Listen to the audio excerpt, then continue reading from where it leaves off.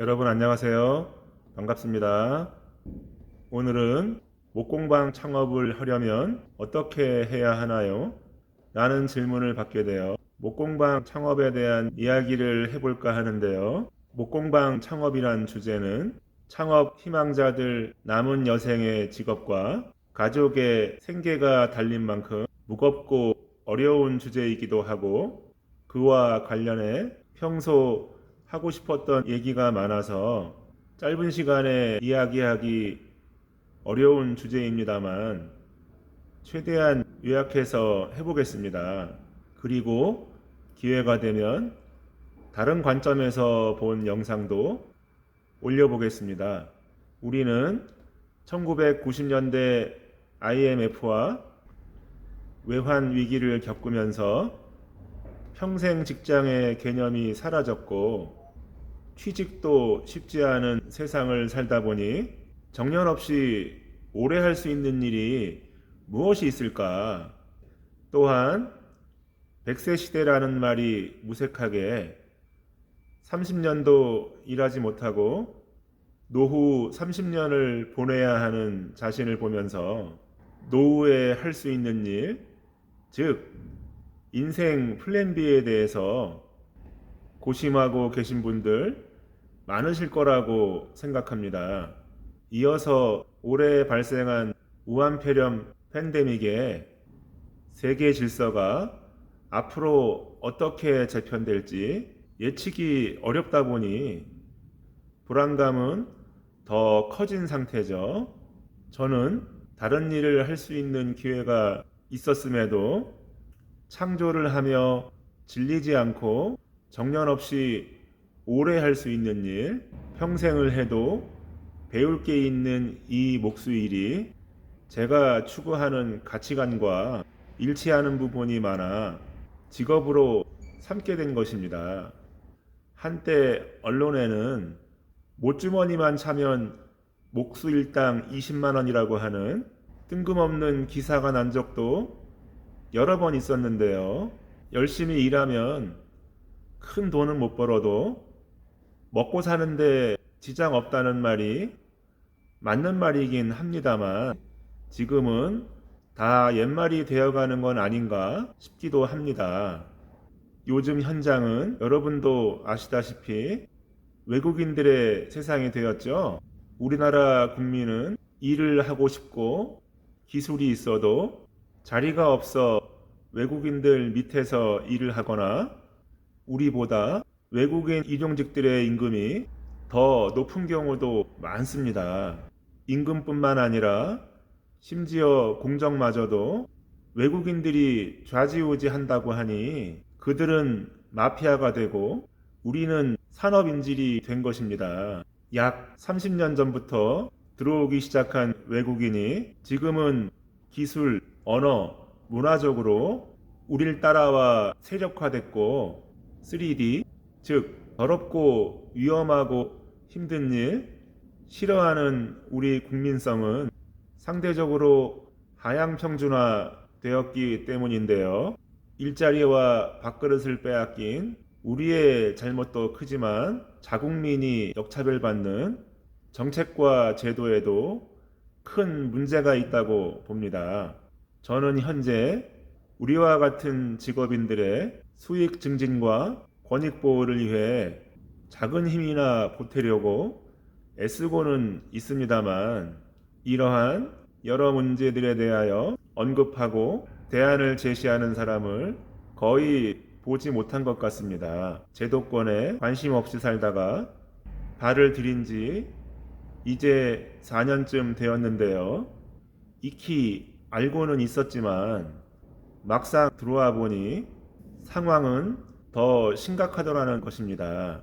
그간 되먹지 못한 카르텔과 또 다른 갑의 얼굴들만 양산되고 있었던 것이죠. 이제 밝은 소수의 몇 사람, 직접 일을 하는 직업인들은 소외되고 말과 종이로만 일하는 사람들만, 페이퍼 워킹하는 사람들만 특혜받는 세상이 만들어지고 있었다는 겁니다. 여러분, 우리를 차별하는 건 결국 우리 자신 아니었을까요? 자, 미래 공방 창업의 꿈이 있거나 현재 공방을 운영 중인 여러분, 여러분이 느끼는 상황은 이와 다른가요? 또 공방 상황은 현장과 다른가요? 결코 다르지 않을 겁니다. 공방을 창업하는데 2, 30년 된 목수 기술은 필요 없고 선진 기술 받아들여 최대한 기계를 활용하고 인터넷 광고와 홍보만 잘하면 된다. 핵심 기술은 2, 3개월이면 충분하다. 이런 얘기 많이들 들어보셨죠? 돈 내고도 배우는 게 목공인데 돈을 벌면서 배울 수 있는 게 곧 창업의 길이다. 자신의 공방을 꾸미는 일 자체가 곧 교육이며 가족, 친지, 주변 지인들의 주문이 밀려올 때 열심히 갈고 닦으면 된다. 또한 오랜 기술보다 소비자의 입장에서 보는 시각이 중요하며 잘 만들어 봐야 못 팔면 소용없고 조금 부족하게 만들어도 잘 팔 수만 있다면 그게 이기는 거다. 이런 얘기들 말이죠. 여러분, 다 말이 되는 얘기 같죠? 잠시 웃고 하겠습니다.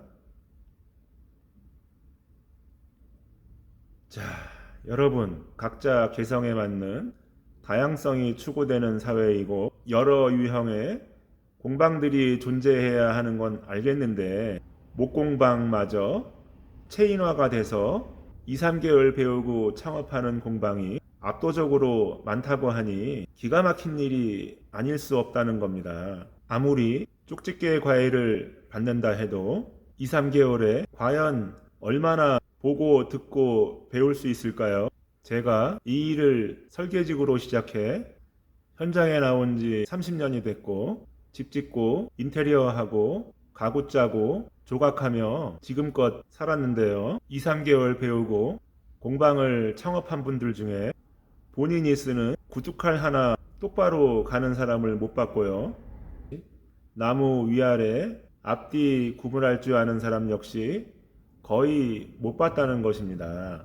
단기 속성 교육에 소자본으로 창업이 가능하다고 하는데 그렇게 시작해 1년 안에 문을 닫는 공방이 3분의 2가 넘는다고 하니 정말 안타까운 일이 아닐 수 없는 것이죠. 여러분, 그것은 고객을 속이는 일이며 자신을 속이는 일이기도 하고요. 혹여 믿는 신이 있다면 그 신마저 속이는 일인 것입니다. 우리는 콩나물 시루 같은 곳에서 입시 위주의 주입식 교육을 받고 자랐으나 공방 창업에 필요한 기술과 운영 노하우는 도제 또는 반도제 형식으로 습득하는 것이 가장 좋다고 생각합니다.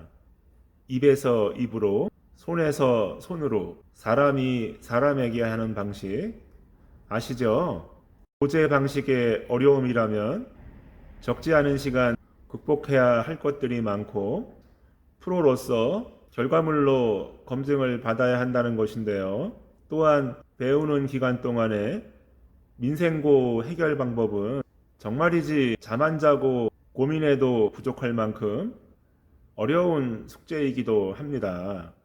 자, 여러분, 공구 가방 하나 들고 현장에서 일하든 공방 차려놓고 안팎에서 일하든 작품을 하든 양산을 하든 나무로 하는 일은 다 같은 일입니다. 따라서 법으로 강제하진 않지만 그 직업군이 가진 생리와 규범을 알아야 한다는 겁니다. 그래야 서로 경쟁하고 밀어주고 당겨주며 먹고 살 수 있는 시장의 파이를 키울 수 있다는 것이죠. 직접 해보지 않고서는 결코 알 수 없는 진리 같은 것을 먼저 배워야 한다는 겁니다. 2달을 배우든 2년을 배우든 20년을 하든 우리에겐 모두 필요한 사람들인데요. 문제는 2~5달 배운 함량 미달의 개체가 가장 많고 그게 상식화되어 가면서 우리의 가치는 훼손된다는 겁니다. 수압 대패는 물러하나요? 라고 하는 분들이 공방을 열어 남을 가르친다니 정말 웃을 일이 아닌 것이죠. 자, 여러분, 공방 창업 후 운영에 어려움을 겪고 있는 분들은 좀 더 진화한 전문가들을 찾아 조언을 구하시고요. 부족한 부분을 채우기 위해 일주일에 하루, 아니, 반나절이라도 나가서 배우시기 바랍니다.